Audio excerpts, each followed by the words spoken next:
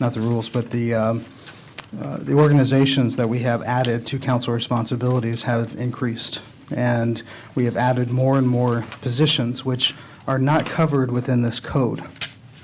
So my hope tonight is that we can have a good debate about this, look at it, and see what kind of language we can come up with, and get this taken care of. And the reason that I've brought this before you tonight is because we do have organizations meeting as early as next week.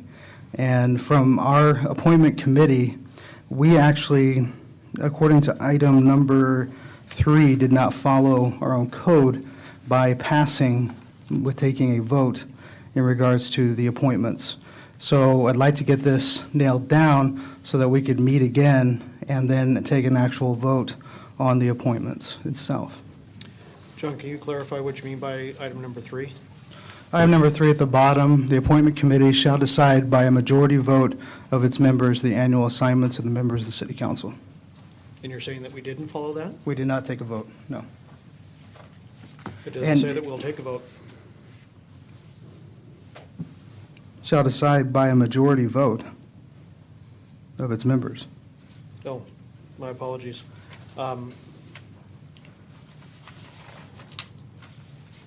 So that's where we're at in the process. And the appointment committee can meet any point during the year and as many times as we want. It's just not something that we just meet once a year. We are appointed once a year, but we can meet throughout the year. Let's say we had another committee that came up and we needed a liaison, and the appointment committee needed to get together to appoint someone. We could do that. So it's not exactly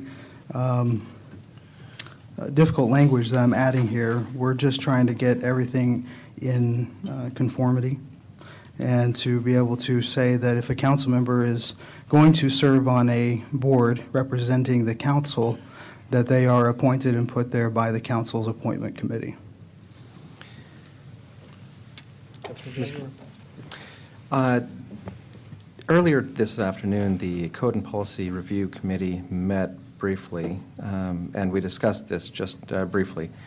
That's Councilman Greenlee, Councilman Russell, and myself. And when we were going through the language that Mr. Russell put forward, we came across a couple of sticky points, and I thought it would be better, after reviewing this, to, instead of list all of these different boards, which may or may not require council members on them, or may not require any liaison to them whatsoever, rather than putting that in the code, I think it might be appropriate to make more of a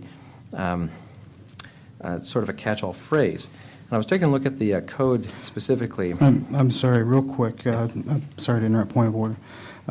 Would it be okay if I make this a motion so we can actually have this debate and talk about it, put it on the table? Sure. That way we can open it up if there's any amendments. That way if there's any amendments, we can add them at that point. That'd be great. I guess one of the things that I would have a question for as we get into this topic, and it's one for either Don or Dave. One of the things that the council has as an item in its rules of meetings is that we don't introduce and pass items at the same meeting. Is that, Don, is that something that's going to come into? What the rules of procedure are, that we don't introduce and take action on legislative matters on the same meetings unless there's an emergency. I'm sorry, where is that in code? It's not in code, it's in your policies and your meeting rules. Okay, well, according to state law, the RCW, looking at RCW 35A.12.120, at all meetings, the council and the majority of the council members shall constitute a quorum for the transaction of business, but a less number may adjourn from the time to time may compel the attendance of an absent members in such manner and under such penalties as may prescribed by ordinance. The city council shall determine its own rules and order of business and may establish rules for the conduct of the council meetings and the maintenance of order. At the desire of any member, any question shall be voted upon by roll call and the ayes and nays shall be recorded in the journal. And I believe the state law trumps our local. Well, except that it also gives the council the ability to set its own rules, and Done. which it has done. The existing rules are somewhat antiquated. Since then, there was apparently some changes that may or may not have been passed, but they certainly were not properly embodied into, into an official document.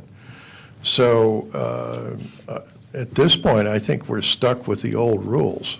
And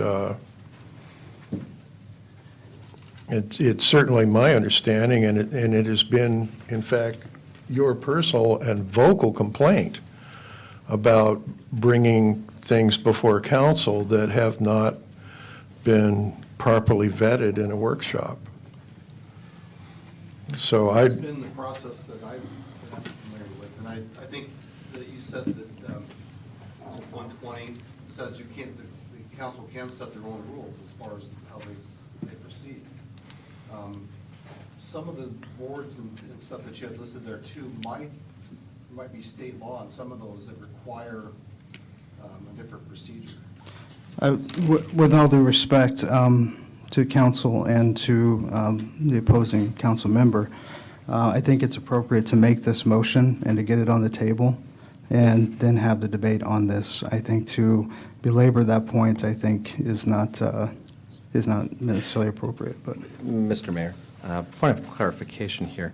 If I understand correctly, this proposed language was actually distributed to the entire council prior, and we didn't have a workshop last week because we expected a fairly light agenda. So it was distributed to us for discussion. But the point of information. wait a minute, we can't possibly discuss that. Open Public Meetings Act prohibits us from discussing that.